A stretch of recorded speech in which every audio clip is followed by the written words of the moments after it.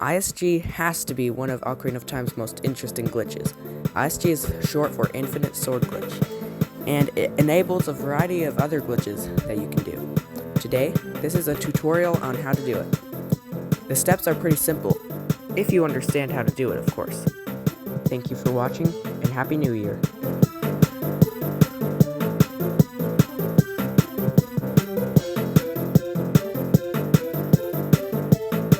Here are the requirements. As an adult or child, you need a sign, an NPC, or bombs. As a child, the weapon you'll need is a Deku Stick or the Kokiri Sword. As an adult, you need the Master Sword, the Megaton Hammer, or the Big Goron Sword. You obviously need a shield, so you need the Deku Shield, or the Hylian Shield, or Mirror Shield. Note, the Hylian Shield won't work as a child. Here we go. Here's how to do it with a sign. You need to be close enough to the sign that the action icon says to check. Then crouch stab. Make sure you don't break it. Crouch stab, interrupt it by checking. This should happen, and Link's sword should have a glowing white trace following it. The camera will follow Link, but much slower, and will try to stay in a locked position. So, you don't have to swing your sword to break stuff. You can just walk around. There are, however, a lot of easy ways to mess this up.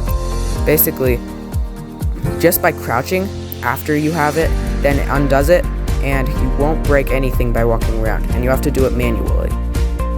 Funny thing, this also works in Majora's Mask, since it borrows most of Ocarina of Time's mechanics. Just so you know, with the sign, you can do it with just about anything that can be read. One of the biggest differences, I think, is that in Majora's Mask, then the camera doesn't try to stay in a specific position. Instead, it will follow Link around as normally, but the same results will happen. Also, it's kind of funny to watch Link in his idle animations accidentally strike something without noticing, or does he know? Anyway, now here's how to do it with an NPC. It works almost exactly the same. All you have to do is crouch stab. Make sure you don't strike the NPC. Of course, unlike in Breath of the Wild, they won't react to that, so you can basically just interrupt it. If a glowing trace follows Link's sword as he puts it back, you know you did it right. The camera will be locked like this. You can also do this in Majora's Mask, I believe. Basically, you can walk around. You're basically supersonic. You can break anything just by walking into it. This also works as a child, and this is how I get a lot of money really quickly, because it's a lot faster than breaking all these pots the way he says to. He says to pick them up and throw them. I used to think it was faster to strike your sword, but this is like a million times faster. You're using your body as a weapon, and to end it, just like before. Third here is with a bomb, something that I used to never be able to complete. So I'll replay this in slow motion so I can show you exactly how it's done. So basically, you want to pick up a bomb, drop it quickly, crouch stab, and then mid-stab, pick up the bomb, how the white traces follows Link's sword, then throw it before you get blown up. Because if the bomb hurts you, then for some reason it disables. This also works with Deku Sticks. And you know how crouch stabs carry the amount of damage as your last attack? So just a jump slash with a Deku Stick, then crouch stab with that, Infinite Sword Glitch. Any enemy could go down in seconds.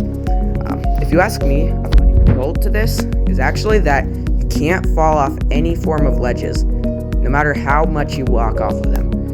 The only way to get off these ledges is by backflipping, or side hopping. Just remember that striking will disable it. Also, it also allows you to do a bomb hover, which I can never pull off for some reason. It's a lot harder than it looks for me, but I'm pretty sure it gets easier. Anyway, I hope you enjoyed the video. Happy New Year to everybody, and I'll catch you in the next.